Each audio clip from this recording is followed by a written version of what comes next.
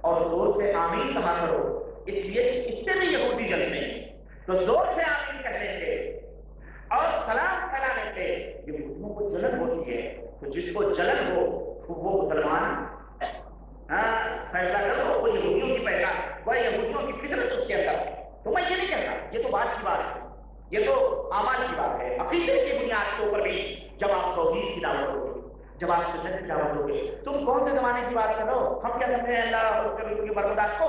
ہمارے لیے حضرت جی نے جو فرمایا ہے، قبلہ مسلم نے جو فرمایا ہے، ہم امام اعظم نے جو فرمایا ہے، امام فلاں نے فرمایا، ہمارے لیے وہ حجت اور دلیل ہے، ہم مقلد ہیں، ہم مقلد ہیں، اس لیے ہم قرآن و سنت کو نہیں سمجھتے ہیں۔ یہ دیکھو کہ اگر تم مقلد ہو اور امام حنیفہ رحمۃ اللہ علیہ کی طرف اپنی گھڑے کے مطلبوں کو منسوخ کرتے ہو، جبکہ ہمارا یہ عقیدہ ہے کہ امام صاحب رحمۃ اللہ علیہ سے بری ہیں، کیونکہ ایسی جھوٹی باتیں امام صاحب رحمۃ اللہ علیہ نہیں بیان کر سکتے، ان سے کہو تو وہی امام صاحب بھی تو فرماتے ہیں، امام ابو حنیفہ رحمۃ اللہ علیہ نے تو فرمایا ہے کہ جو شخص میرے باتوں کی دلیل جانے بغیر فتویٰ دے، جو شخص میری باتوں کی دلیل جانے بغیر فتویٰ دے یا مسئلہ بتائے، اس کے لیے حرام ہے، وہ حرام کام کرتا ہے۔ اس سے کہو امام صاحب کا یہ فرمان تم کیوں نہیں مانتے ہو؟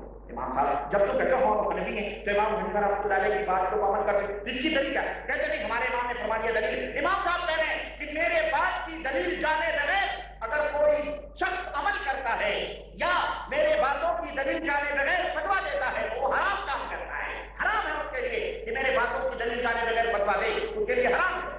تو پھر دلیل کہاں؟ تو میرے عزیز میرے بھائی، عرض کرنے کا مطلب یہ ہے کہ جنتی جماعت کی پہچان یہ ہے کہ وہ سنتوں کو زندہ کرتے ہیں اپنی عبادتوں میں، اپنے طور طریقوں سے، اپنے شادی بیاہ میں، اپنے رسم و رواج میں، اپنے عادات میں، اپنی زندگی میں، اپنی تمام سب چیزوں میں سنت رسول صلی اللہ علیہ وسلم کو لازم کرتے ہیں۔ چنانچہ اللہ کے رسول صلی اللہ علیہ وسلم نے ان لوگوں کے بارے میں جنہیں قوم اجنبی سمجھتی ہے، جو قوم کے اندر بیچارے تھوڑے ہوتے ہیں لیکن سنت کے پابند ہوتے ہیں اور عجیب و غریب نظروں سے انہیں دیکھا جاتا ہے، اللہ کے نبی صلی اللہ علیہ وسلم نے فرمایا، خوشخبری دی ہے کیا؟ ان الاسلام بدأ غریبا، ان الاسلام بدأ غریبا سيعود غریبا كما بدأ فطوبى للغربى، رواہ مسلم، صحیح مسلم کی روایت۔ اللہ کے نبی صلی اللہ علیہ وسلم نے فرمایا کہ دیکھو اسلام جو ہے نا غربت کی حالت میں شروع ہوا تو غریب، اسلام غربت کی حالت میں پھیلا، غریب تھا، کفار و مشرکین کے درمیان اجنبی تھا نا، لوگ کہتے تھے یہ کون؟ یہ صابی ہو گئے، یہ کیا ہو گئے؟ صابی، کفار مکہ، مشرکین مکہ، ان لوگوں کو جو لوگ نبی علیہ السلام کے دامن سے وابستہ ہو جاتے تھے اور نبی کا کلمہ پڑھ لیتے تھے، تاریخ اور سیرت اور احادیث میں کفار مکہ کیا کہا کرتے تھے ان کو؟ صابی، صاد الف با یا۔ صابی کس کو کہتے ہیں؟ جو باپ داداؤں کے دین کو چھوڑ کر کسی اور دین پہ ہو گیا ہو، اسے صابی کہا جاتا ہے۔ تو وہ لوگ کفار و مشرکین کی نظروں میں صابی تھے، جو نبی علیہ السلام کے دامن سے وابستہ ہو گئے تھے اور اللہ کے نبی کے فرمودات کو عمل کرتے تھے، وہ صابی ہو گئے۔ اور آج کے زمانے میں جو کوئی شخص اللہ اور اس کے رسول کے دامن سے وابستہ ہو جاتا ہے اور قرآن و سنت کو لازم پکڑتا ہے اور اپنے کردار، اپنے عمل اور اپنے عقیدے اور اپنے عبادات سے اللہ کے نبی صلی اللہ علیہ وسلم کی سنت کو زندہ کرتا ہے تو ان کو وہابی کہا جاتا ہے۔ کیا کہا جاتا ہے؟ وہابی۔ اور الحمدللہ انہوں نے نسبت بھی بڑی اچھی کی ہے ہماری، اللہ کا فضل ہے بھائی۔ کوئی پاکستان کا ہے تو اس کو کیا کہا جاتا ہے؟ پاکستانی۔ سعودیہ کا ہے تو اس کو کیا کہا جاتا ہے؟ سعودی۔ ہندوستان کا ہے تو اس کو کیا کہا جاتا ہے؟ ہندوستانی۔ بنگلہ دیش کا ہے تو اس کو کیا کہا جاتا ہے؟ بنگلہ دیشی، یعنی بنگلہ دیش کا رہنے والا، پاکستان کا رہنے والا، ہندوستان کا رہنے والا، سعودیہ کا رہنے والا، امریکی امریکہ کا رہنے والا، برطانوی برطانیہ کا رہنے والا، روسی روس کا رہنے والا، افغانی افغان کا رہنے والا، ہے کہ نہیں؟ انہوں نے ہمیں کیا کہا؟ وہابی۔ کیا؟ اور وہاب کس کا نام ہے؟ اللہ اکبر۔ وہاب کس کا نام ہے؟ اللہ وحدہ لا شریک کا نام ہے۔ تو وہابی اللہ والا، وہاب والا، اور تم ہی وہ اللہ والوں کو گالی دیتے ہو، شرم نہیں آئی؟ غیرت نہیں آئی؟ سمجھا کرو۔ اور اللہ نے تمہاری زبان پہ نام بھی ایسا دلوایا جو اپنی طرف منسوب ہو، وہابی، وہابی اللہ والا۔ تم بدعتی، بدعت والا، بدعتی، بدعت والا، رضا خانی، رضا والا، قادری، قادری والا، چشتی، جو چشتی چشتیا کے والا، سحر ورد والا، نقش بند والا ہے کہ نہیں ہے؟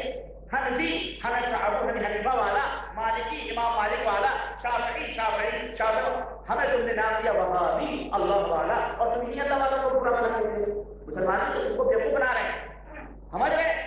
یہ جو ہے نا اجنبی ہو گئے بیچارے اپنے ماحول میں.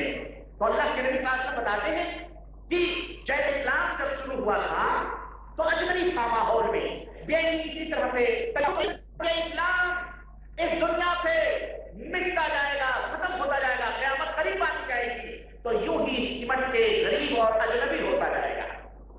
یہاں تک کہ اللہ کے رسول اللہ فرماتے ہیں جب قیامت قریب آئے گی یعرض الاسلام الى المدینہ کما تعرض الحیۃ فی جحرها، اسلام پوری دنیا سے سمٹ کے مدینے میں آ جائے گا جس طرح سے کہ سانپ سمٹ کر کے اپنے دلوں کے اندر گھس جاتا ہے، بالکل اسلام سمٹ کے مدینے میں آ جائے گا. سمجھا؟ اور آج مدینے والے ہی کے امام کے پیچھے نماز پڑھنے کو ہمارے یہاں کے مفتیان اور شیخ الحدیث نعرہ لگواتے ہیں کہ اب حرمین کے اماموں کے پیچھے نماز پڑھنا جائز ہے، فتویٰ دیتے ہیں حرام ہے. نعوذ باللہ. اور کتنے ملانے آتے ہیں بدنصیب اور ان کے پیچھے ماننے والے جھکے والے قبر پرست اور نہ جانے کیسے کیسے لوگ جو کہتے ہیں امام حرم کے پیچھے نماز جائز نہیں ہے. انہیں حرم میں بھی اللہ کی قسم اس سے بڑی بدنصیبی کیا ہوگی کہ انہیں ایسے حرم کے پیچھے بھی نماز پڑھنے کی توفیق نہیں ہوگی. کہتے ہیں کہ یہ وہابیوں کا ملک ہے، وہابی یہاں رہ کر کے سعودیہ میں کہتے ہیں یہ وہابیوں کا ملک ہے، اس لیے ہم یہ وہابی ہیں، ایسے ہیں ویسے ہیں. ظالم جب تو وہابی سے اتنی نفرت کرتا تو مجھے ملک میں کیوں ہے؟ نکل جا چلا جا اپنے ملک. میٹھا میٹھا کب کڑوا تو نوٹ پاتا ہے، ریال پاتا ہے تو یہاں جو ہے ان کے بد کے بات کیا کرتا ہے، یہاں غلامی کرتا ہے. اور دین اسلام کی بات آتی ہے تو کہتا ہے وہابی ہم نفرت کرتے ہیں. چلا جاؤ اپنے ملک، چلا جاؤ، واپس چلے جاؤ وہی قبر پرستیوں میں. یہ کتنی بڑی دوگلے بڑی کی بات ہے، یہ دوگلا بڑی ہے. میرے عزیز میرے دوست، یہ قوم کے دھوکے دار لوگ ہیں جو امت کو دھوکہ دے رہے ہیں. تو اللہ کے نبی صلی اللہ علیہ وسلم نے فرمایا کہ اسی طرح سے انسان اجنبی ہو جائے گا. فطوبى للغرباء. تو اے اجنبی لوگوں اپنے ماحول میں جو لوگ اجنبی ہو چکے ہو تمہارے لیے خوشخبری ہے. کیا؟ کہ تمہارے لیے خوش نصیبیاں ہیں. جنت کے اندر ایک مقام ہے جو طوبیٰ نام کا مقام ہے، وہ تمہیں انشاءاللہ تعالیٰ اللہ تعالیٰ نصیب فرمائے گا. تو تمہارے لیے خوشخبریاں ہیں. اگر اپنے وطن واپس جا رہے ہو، اپنے گاؤں واپس جا رہے ہو، اپنے محلے واپس جا رہے ہو، اپنی بستیوں میں جا رہے ہو اور تمہیں لوگ گھور کے غلط نظروں سے دیکھیں اور کہیں فلانے کا بیٹا سعودیہ گیا وہ حاوی بن کر کے آ گیا، فلانے کے بیٹا سعودیہ گیا وہ حاوی بن کر کے آ گیا، اجنبی سمجھیں گے، ملا نے تمہیں تانا کچھ نہیں کریں گے، ملا نے تم سے جھگڑیں گے، لڑیں گے، فتنہ پھیلائیں گے، فساد کرائیں گے، تمہارا مسلمان بائیکاٹ ہوگا، نکاح کا بائیکاٹ ہوگا، ہر چیز کے اندر تمہارے بائیکاٹ کریں گے. لیکن تم نبی کریم صلی اللہ علیہ وسلم کی حدیث کو لازم پکڑنا. فطوبى للغرباء. اگر یہاں تمہیں انہوں نے اجنبی بنایا ہے تو یہ نبی کے سامنے کل اجنبی ہو جائیں گے اور اللہ کے نبی انہیں فرمائیں گے ان کو جہنم میں لے جاؤ، اس سے دور ہٹاؤ، یہاں ہم ان کے اجنبی ہیں. اللہ اکبر. تو تمہارے لیے جنت ہے. سمجھ رہے ہیں؟ اسی طرح اللہ کے نبی صلی اللہ علیہ وسلم یہ حدیث اور یہ مسلم کی حدیث ہے اور اس طرح اللہ کے نبی صلی اللہ علیہ وسلم نے فرمایا کہ طوبى للغرباء.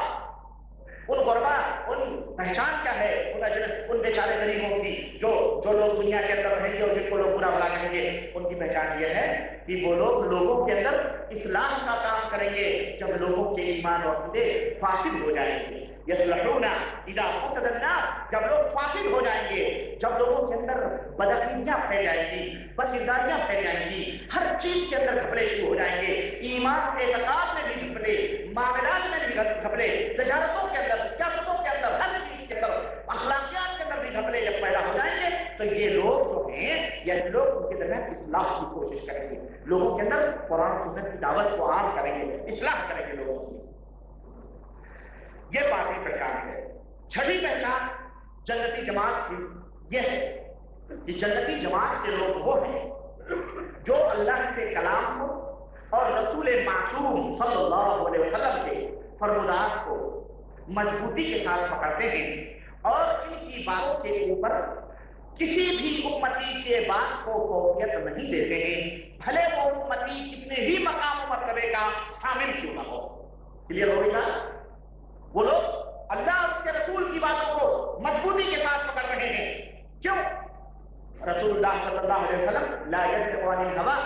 اللہ کے نبی اللہ کا کلام کو اپنی جگہ لیکن اللہ کے نبی وہ ہیں جو اپنی زبان مبارک سے اس وقت تک وہ کوئی بات نہیں کہتے جب تک کہ اللہ تبارک و تعالیٰ انہیں وحی نہیں کرتا ہے، جب تک کہ انہیں بتلاتا نہیں ہے تب تک وہ رسول معصوم، جب تک وہ رسول معصوم اپنی زبان نہیں کھولتا۔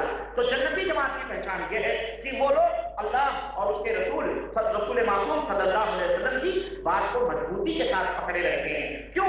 اللہ کے نبی سے کبھی غلطی، کبھی خطا، کبھی غلط بات نہیں نکل سکتی ہے، اس لیے رسول معصوم کو پکڑتے ہیں۔ لیکن عام امتی، نبی کے بعد جو امت کے لوگ ہیں، کیا وہ بھی معصوم ہیں؟ کیا اسے بھی غلطی نہیں ہو سکتی؟ کیا ان سے بھی خطا نہیں ہو سکتی؟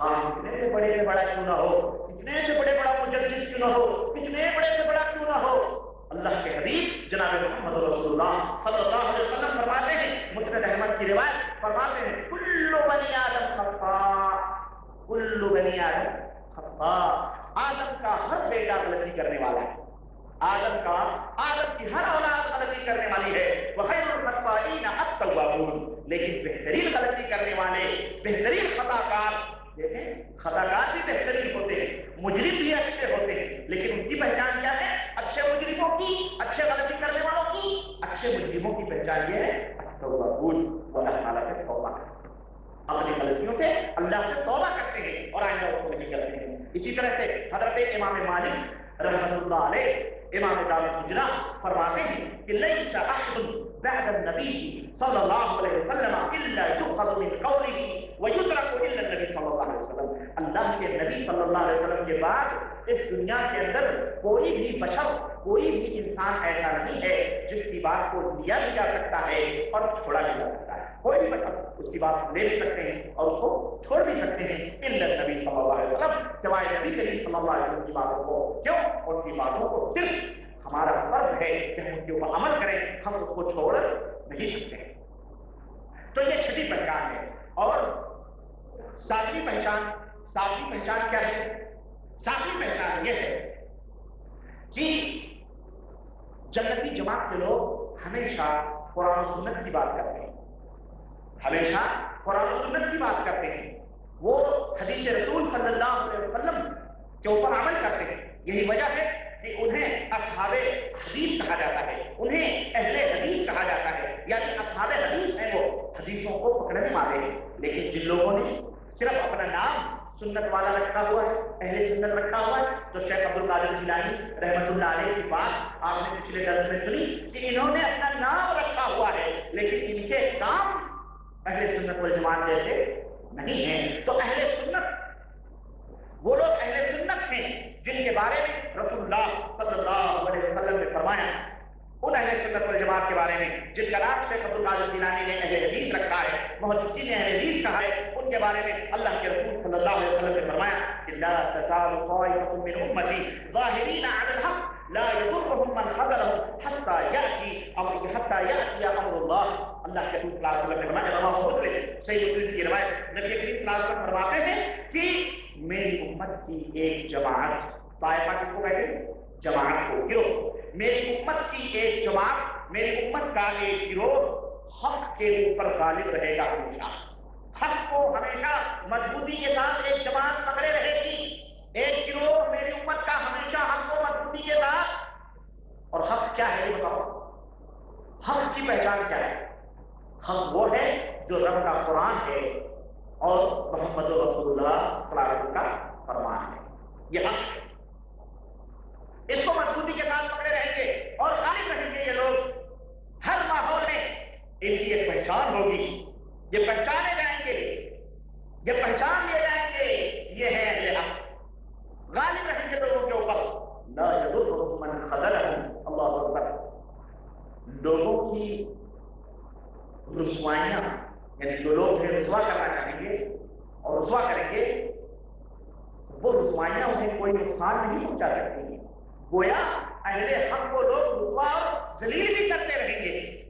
چنانچہ آج دیکھیں، آپ مسجد کے اندر آنے کہتے ہیں، آج تو خیر بہت کم ہو گیا، لیکن پہلے زمانے میں پہلے زمانے میں مسجد کی اینٹیں اللہ کی قسم اچھلی جاتی، مسجد کی اینٹیں اٹھائی جاتی تھی، اور ہم نے تو اپنے کانوں سے سنا ہے، اپنے مرشدوں کی زبانی کہ وہ کہتے ہیں جیسے ہی آمین سنا جیسے کہا کون سور آ کر کے یہاں آمین بولتے گیا ہے اور دلیل کریں گے، کس سور نے کہا، کس سور نے کہا آمین، ایک طرف ہوا دلیل کریں گے، لیکن اللہ کے حدیث فرماتے ہیں کہ رسوا کرنا انہیں کوئی نقصان نہیں پہنچا سکتا ہے،